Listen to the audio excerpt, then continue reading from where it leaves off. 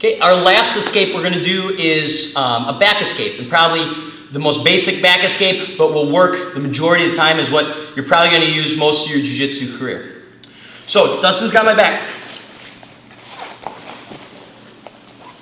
There's a couple little tricks you can add in here. When he's going for a choke, or he's going for an over and under, right, I know I can actually dictate which way he goes for that, right? So, if we rewind, if I bring this arm up to defend right away once he's got my back, he's not going to be able to bring this one over, right? Because this is in the way. It doesn't make sense. He's going to have to go this way. And then I know which way to fall, okay, which we'll get to in a minute. So you can always play that when you begin, is anytime you take the back, bring this up and cover it, tuck your chin, and you know that he's going to have to come in from this side in order to get any kind of overhook, which means I know I can fall this way. Okay, but let's say we're not even that far yet. Let's say we're just playing here. He managed to take my back. He's got an over-under. Let's actually switch your grip so I can fall that way. He's got it over under. Okay, first thing I need to do is worry about the choke. He starts setting up the choke.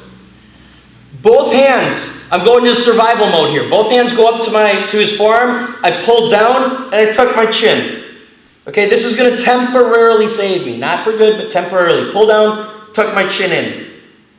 Okay, from here, whatever direction he's pointing, that's the direction I'm going to fall. So it's always whatever direction he's pointing. So I'm going away from the elbow. So although my body's going away from the elbow, I actually want to take my chin and look towards the elbow. So I'm kind of doing two things at once. So bring this up, pull down. He's pointing that way. Okay, so I already tucked my chin. I'm going to look at his elbow. That's going to save this inside artery. This one's kind of screwed no matter what. But this outside one, if I turn and look, it'll at least save me. And I'm going to fall towards the way he points. Now I'm not just falling on my side. Here I'm not in really much better position.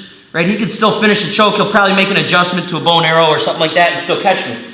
So what I need to do, pull down, tuck the chin, turn. As I fall, I need to worry about this far shoulder and getting that far shoulder to the mat. This one's easy to get to the mat. I can just fall on my side. But it's his far shoulder needs to get to the mat. So I look at his elbow as I fall.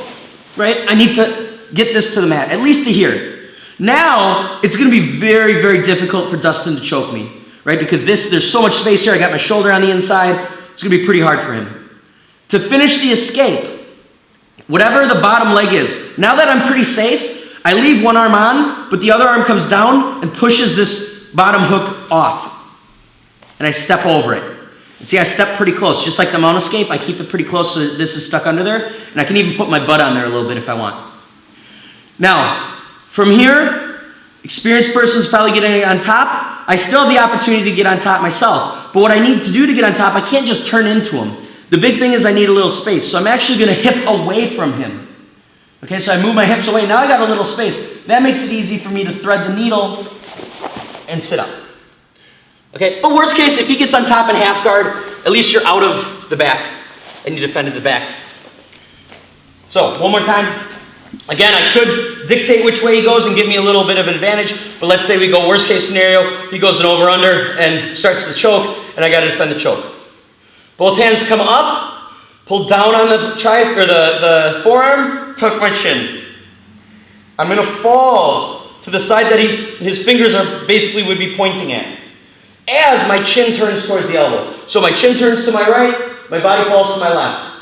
As I fall, I'm not falling on my side. I fall and try and get that far shoulder, the inside shoulder, all the way to the mat. So as I fall, I need to try and turn and at least get to here where my shoulder is at least pretty close to the mat. Keeping this arm pulling down, now I can let go, and on this side, I pop off that bottom hook or the same side hook and step over. Okay, keep it kind of close so it's stuck under there. I can put my butt on it, so now it's on top, it's hard to get out. From here, I'm going to hip away to create a little space. It's hard for me to just sit up. We're going to get in this really weird scramble. So I hip away first.